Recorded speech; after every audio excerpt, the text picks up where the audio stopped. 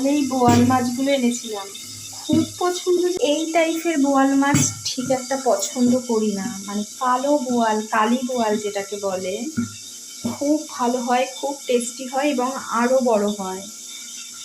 নিয়ে আসলাম ঠিকই, অনেক দিন পর কি মনে হলো নিয়ে চলে এলাম। খারাপ হবে না, কিন্তু ওই মাছের যে একটা টেস্ট, অদ্ভুত টেস্ট। আমি যখন বাজারে যাই ম্যাক্সিমাম, মানে ওই বাজারটায় খুব একটা যে রুই কাতলা প্রচুর পাবেন। বাটা মাছ আনতে চেয়েছিলাম, কিন্তু 200 টাকা কেজি করে ওই বাটা মাছ যদি আমি আনি, সেটা টাকাটাই জলে দেওয়া হবে।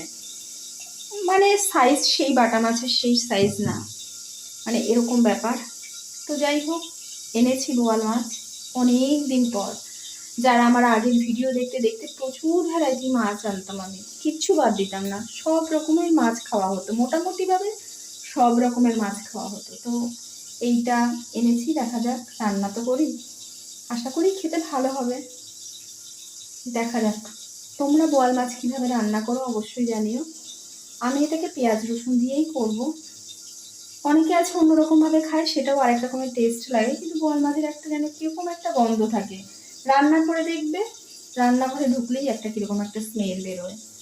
যত সেটাকে খুব ভালোভাবে রান্না করো কিনা, যাই করো কিনা, এসব মাছের একটু কীরকম একটা গন্ধ হয়। একটু পেঁয়াজ রসুন দিয়ে করলে গন্ধটা কেটে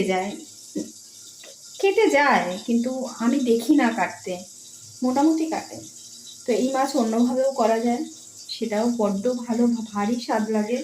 আমি আলু বেগুন দিয়ে নয়, শুধু আলু দিয়ে করবো, একটু কষা কষা করে করবো। দেখা যাক, রান্নাটা সারি আগে। মাছের ঝোল আমার হয়ে গেছে। আমি এটার মধ্যে কালো জিরা সম্বার দিয়েছি, দাঁড়াও বলছি। তার কারণ আমি এটাতে ধনে পাতা দেবো। তোমরা যদি গরম মশলা দিতে চাও তাহলে এটাতে গোটা জিরে সম্বার দিও। জিরে দিয়ে রান্না করেছি, জিরে, পেঁয়াজ, রসুন সব কিছু এর মধ্যে দিয়েছি। এবার এটা ঝোলটার একটু থিকনেসটাকে মোটা করতে হবে, তার জন্য কি দিতে হবে, পিটুলি। হয়েছে ভাত। আচ্ছা, এখানে আম ডাল।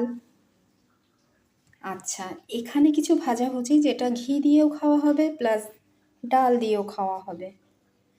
আর এখানে রয়েছে, এটা কিন্তু টক নয়, এটা কিন্তু মিষ্টি। এর মধ্যে মিষ্টি দেওয়া আছে, আমের চাটনিও বলতে পারো পাতলা, আবার টক বলা চলে না। টক জিনিসটা আমার সংবিধানে নেই। আমাকে যদি কারোর বাড়িতে নেমন্তন্ন করা হয়, অন্তত টক দিও না শেষে। এর মধ্যে যথেষ্ট পরিমাণ মিষ্টি দিও। আমার শরীর মিষ্টির প্রয়োজন, আমার জিভের মিষ্টি প্রয়োজন, আমার মনে মিষ্টি প্রয়োজন। আমি একদম টক পছন্দ করি না। ওই অনেকে আছে না, আমের পুরো টক করে রেখে দেয়, একদম পছন্দ করি না। ওটা হয়তো স্বাস্থ্যের পক্ষে, শরীরের পক্ষে ভীষণ উপকারী, আমার এত উপকারের প্রয়োজন নেই। আমাকে মিষ্টি দিয়ে দিও ভাই, এই হলো ব্যাপার। তো কেমন লাগলো আজকের লাঞ্চ পর্ব জানিও। অনেক দিন পর এরকম লাঞ্চ দেখালাম। মানুষের বাড়ি আরও অনেক কিছু হয়, কিন্তু আমার বাড়িতে তো এত কিছু হয় না, খাওয়ার লোক নেই বা এত ধৈর্যও নেই, খুব সাদামাঠা করেই রান্না, এই হলো ব্যাপার। তোমাদের বাড়িতে কি কি লাঞ্চ আছে অবশ্যই কমেন্ট করে জানিও। জানাও না, প্রয়োজনই মনে করো না, যে একটা কথা বলি সেটা প্রয়োজন নেই, প্রয়োজন মনে করো।